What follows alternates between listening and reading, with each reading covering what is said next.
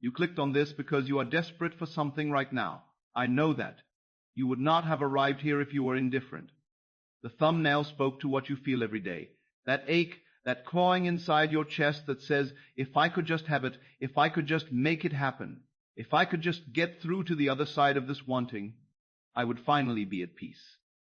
You have tried every technique. You have visualized until your eyes hurt.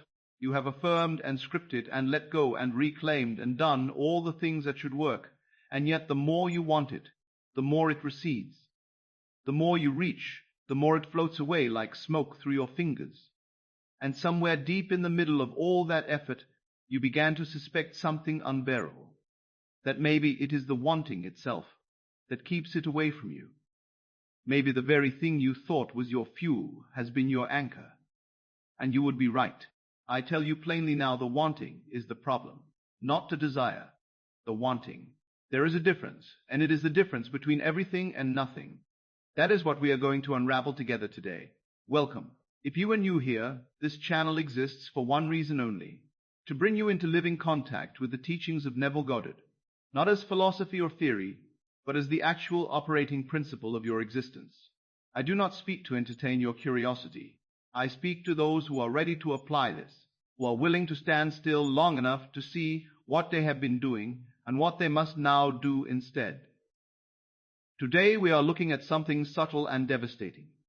We are looking at why your desperation, your longing, your white-knuckled grip on what you want is the very frequency that broadcasts, I do not have it. We will examine the invisible difference between desire that flows from the assumption of fulfillment and desire that arises from the wound of lack. We will speak plainly about how emotional desperation registers in consciousness as the state of not having and therefore reproduces itself endlessly.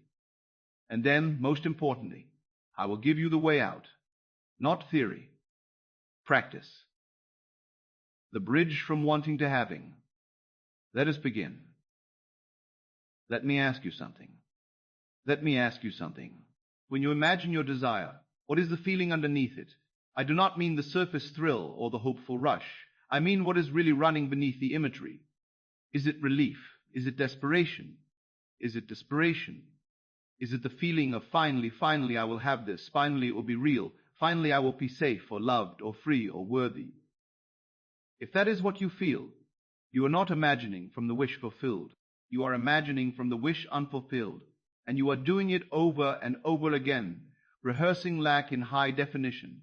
Neville told us again and again, consciousness is the only reality, not your desire, not the thing you want. Consciousness, the state you are in. And what is a state? It is a constellation of thoughts, feelings, and inner talking that persists. It is where you live inside yourself, when you want something so badly that your stomach tightens every time you think of it.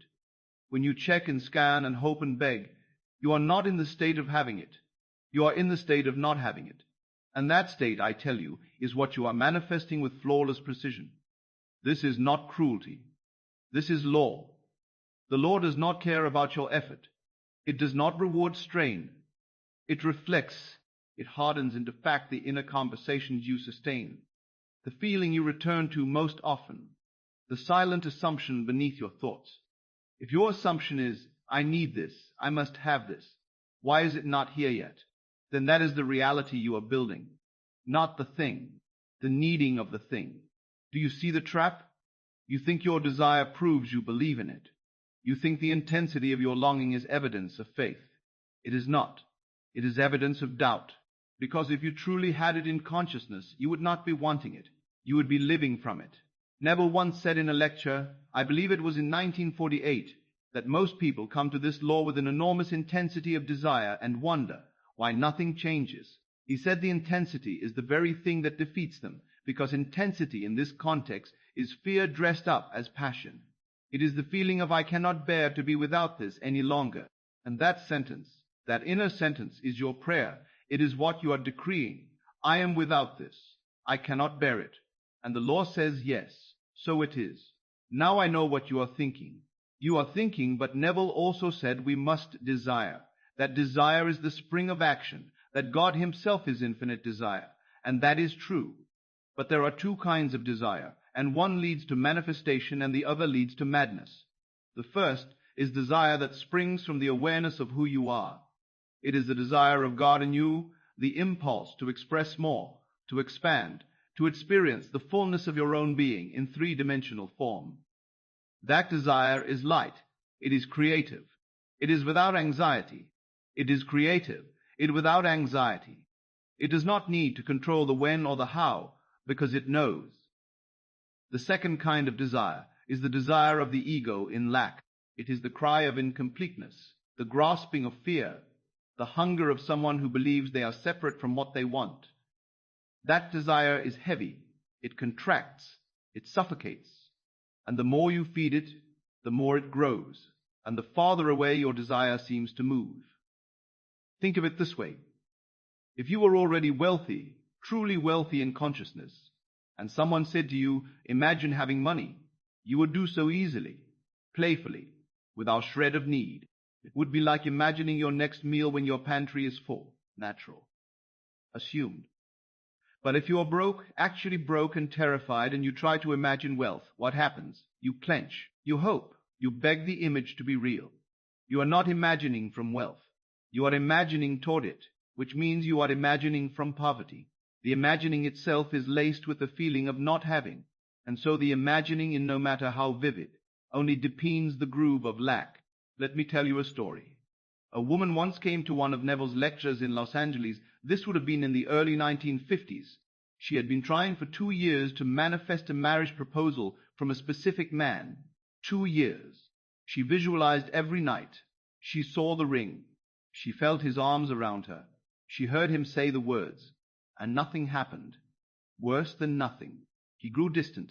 When she finally got the courage to ask Neville what she was doing wrong, he asked her one question. He said, when you imagine him proposing, do you feel peace or do you feel hope? She said, hope. He said, that is your answer. Hope is not faith. Hope is not faith. Hope is the confession that it has not happened yet. You are not living in the end. You are living in the wish. Go home tonight, he told her, and imagine instead that you are his wife. Not becoming his wife, being his wife. Imagine the morning after the wedding, the ring already familiar on your hand, the proposal already in the past. Imagine from the other side of it, where there is nothing to hope for because it is done. She did. And within 2 weeks, he proposed. Not because the technique was magic, because she finally stopped wanting and started being. She entered the state, and the state, once occupied, must and will express itself in corresponding facts. You see, when you want something from the energy of lack, you are praying from the wrong room. You are standing outside the house begging to be let in, and so you remain outside. But when you dare to assume the feeling of already being inside, when you imagine from the state of the wish fulfilled, you are no longer begging, you are decreeing, you are selecting, you are impressing upon your subconscious mind, upon the very substance of creation, the pattern you wish to experience. And because consciousness is the only reality, that impression must externalize. It has no choice. This is not wishful thinking. This is the structure of reality. Now let us go deeper into what wanting actually does to you, and why it is so corrosive. Wanting keeps you in time. It keeps you in the future, and the future, I tell you, never comes. There is only now, this moment, this feeling, this inner state. If your feeling now is I want it, then now is the state of wanting. And now is all you ever get. You do not manifest what you want. You manifest what you are. You manifest the state you occupy in imagination. If you occupy wanting, you get more wanting. If you occupy having, you get the evidence of having. It is ruthless in its simplicity. But there is something even deeper here. Wanting from lack always carries with it a kind of violence. It is forceful. It grabs. It demands. It taps. And force in the realm of consciousness is resistance. You cannot force a state. You cannot bully your subconscious into acceptance. The subconscious is impressed by feeling, by assumption, by the gentle persistence of knowing, not by effort. When you want so badly that you are tense, that you lie awake at night imagining with clenched fists, you are working against yourself. You are trying to use will where you should be using surrender. Neville said it so beautifully in Feeling is the Secret. He said the subconscious does not originate ideas but accepts as true those which the conscious mind feels to be true, and in a way known only to itself objectifies the accepted ideas. Notice he did not say the ideas you desperately want. He said the ideas you feel to be true. That is everything. Truth in consciousness is not what you wish were true. It is what you assume. What you take for granted, what you would bet your life on because it feels so natural you do not even question it anymore. When you want something badly, you do not feel it is true. You feel it is absent, and you feel its absence acutely. And so absence is what you impress, and absence is what returns to you in the world of facts. I have seen this 1,000 times. The person who wants love so desperately that they radiate need, and so they repel love. The person who wants money with such fear that every thought of wealth is soaked in anxiety, and so money slips through their hands no matter what they do. The person who imagines their desire with such hunger that the imagining becomes a kind of torture, and they wonder why the heavens seem closed to them. It is not that the heavens are closed. It is that they are praying the wrong prayer. They are saying, I do not have with every fiber of their being, and the universe, which is only consciousness pushed out, can only say, yes, you do not. So what is the answer? How do you stop wanting? You do not try to stop wanting by suppressing the desire. That is repression, and repression always backfires. You stop wanting by fulfilling the desire in imagination so completely that the wanting dissolves. You give yourself in consciousness what you are begging for in the world. You close the gap. You stop looking outside for permission or evidence, and you grant yourself the feeling now. This is what Neville meant when he said, live in the end. Do not live in the journey toward the end. Do not live in the hope of the end. Live in the end as though it is already done, and the journey will take care of itself. The end is not a future point on a timeline. The end is a present state of consciousness. It is the feeling of fulfillment. And when you sustain that feeling, when you return to it again and again, especially in the state of thik, when you return to it again and again, especially in the state akin to sleep, you impress it upon the subconscious, being the womb of creation, must bring it forth into the world. Let me give you another story.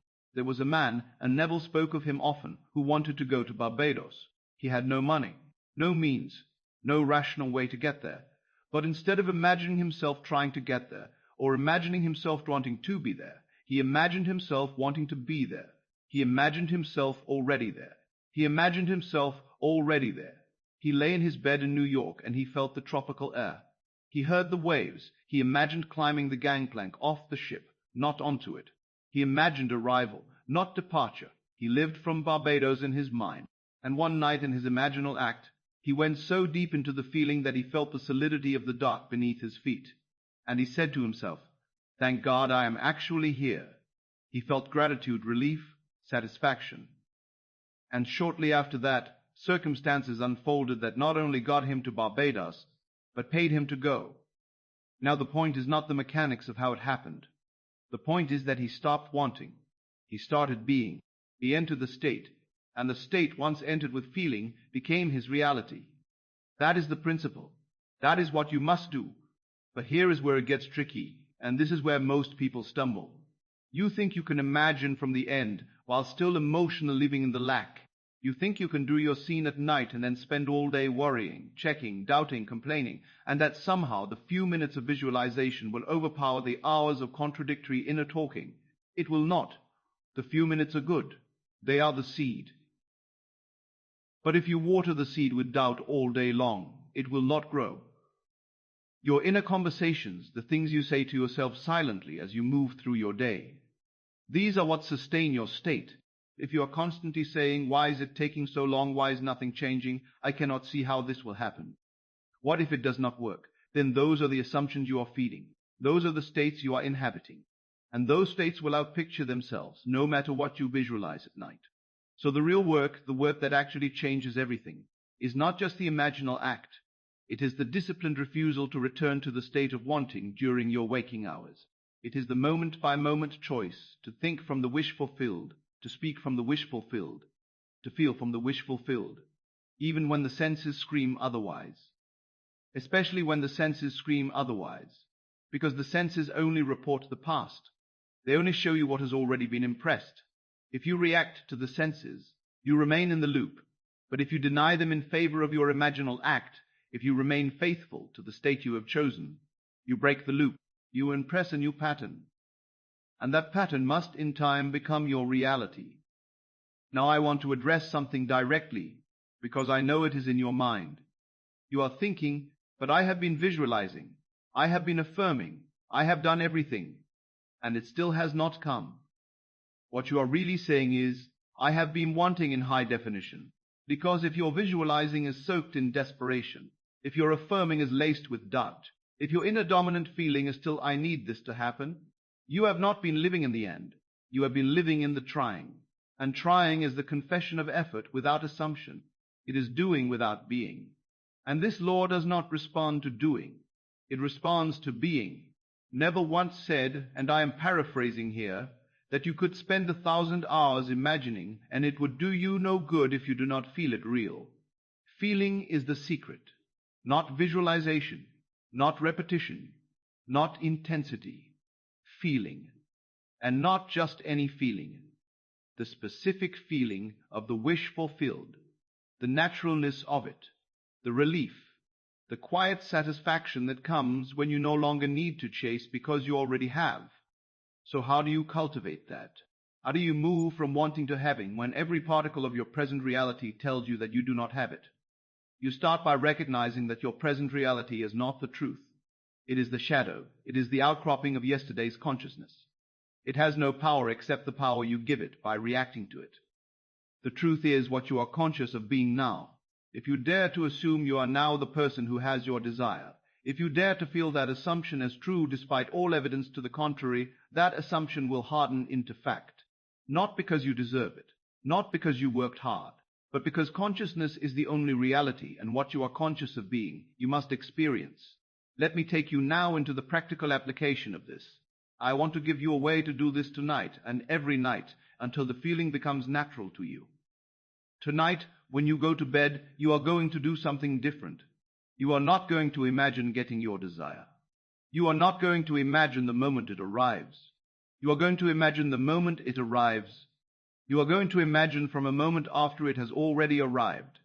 A moment so far past the arrival that the arrival itself is assumed, taken for granted, old news.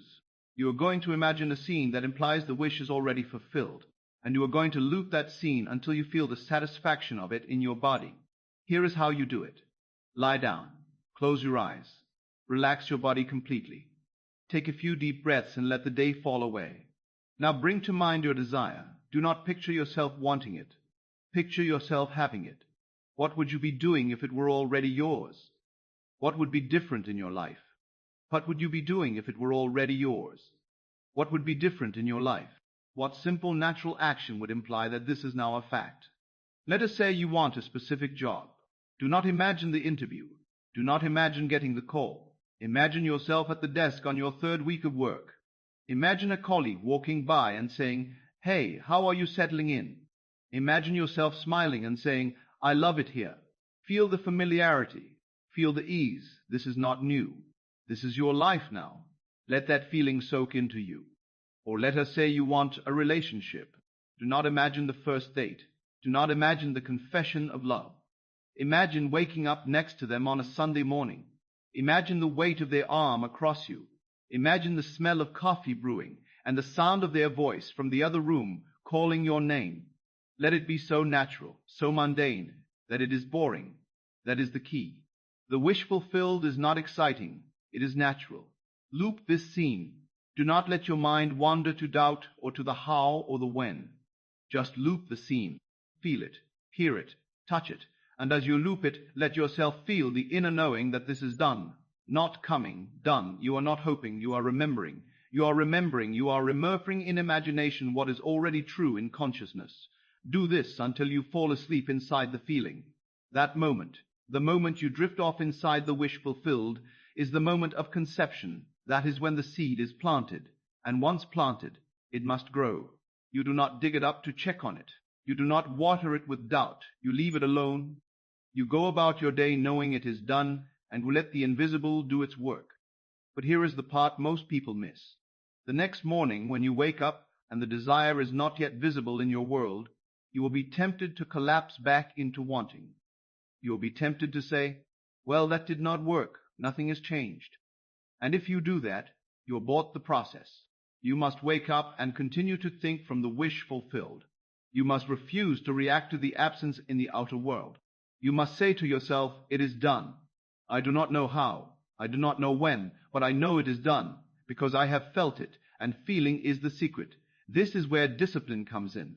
Not the discipline of assumption, the discipline of returning again to the state you have chosen, no matter what the senses report. That is faithfulness.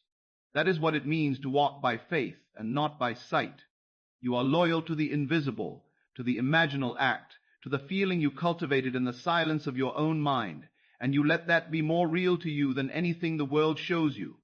And if during the day you catch yourself slipping, if you catch yourself worrying or checking or wanting again, do not condemn yourself. Just stop, breathe, and gently redirect your inner conversation. Just stop, breathe, and gently redirect your inner conversation. Say to yourself, no, it is already done. I felt it last night. It is mine. And then move on. Do not dwell in the wanting. Do not rehearse the problem. Pivot immediately to the state of the wish fulfilled, and stay there as long as you can. The more you do this, the easier it becomes. The state begins to feel natural. And when it feels natural, you know you have succeeded, because naturalness is a manifestation. Now let us pull back and look at the larger picture, because this is not just about getting what you want. This is about who you are. You are not a creature in a world begging for scraps from an indifferent universe. You are the operant power. You are consciousness itself, individualized, expressing in human form. Everything you see, everything you experience, is you pushed out. The world has no independent existence. It is a mirror. It reflects back to you the contents of your own consciousness. When you understand this, really understand it, the whole game changes. You stop asking, why is this not here yet? And you start asking, what am I assuming? You stop looking for signs and you start generating the state. You stop being the victim of circumstance and you become the author of experience. This is what Neville meant when he said you are God, not in some distant theological sense, in the most immediate practical sense, in the most immediate catechetical sense. You are the one imagining. You are the one feeling. You are the one choosing the state. And the state you choose, whether you know it or not, becomes your world. So when you want something so badly that it hurts, you are not exercising your power. You are denying it. You are saying, I am small, I am powerless, I am at the mercy of something outside me. And that is a lie. The wanting is the lie. The truth is that you already contain everything. You are the infinite, dreaming itself into limitation for the purpose of experience. And anything you desire is simply the infinite in you calling you to expand, to express, to experience a new facet of your own being. But you do not get there by wanting.